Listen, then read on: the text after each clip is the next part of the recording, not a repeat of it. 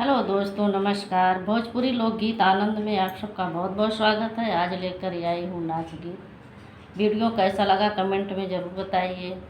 जो लोग मेरे चैनल पे नए हैं प्लीज़ सब्सक्राइब करना मत भूलें। आप लोग से यही रिक्वेस्ट है। मड़उआ बीचवा हमारी टिकुली है रानी, मड़उआ बीचवा हमारी टिकुली है रानी।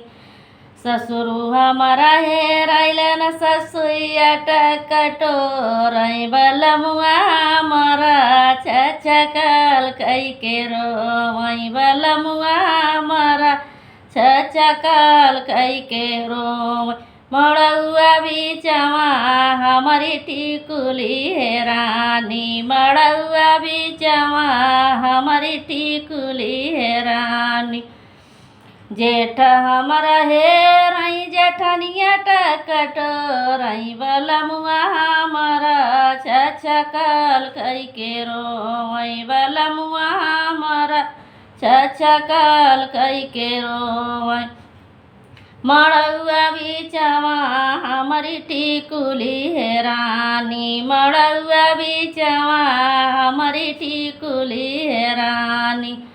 देवर हमारा खो जाए देवरनिया टकटोर बलमुआ हमारा छछकल कई के रो बलमुआ हमारा छछकल कई के रो।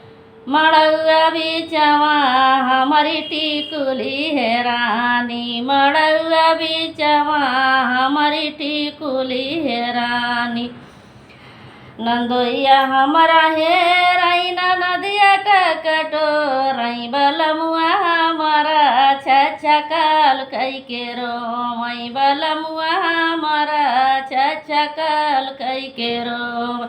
मड़उआ बीचवा हमारी टिकुली है रानी, मड़उआ बीचवा हमारी टिकुली है रानी।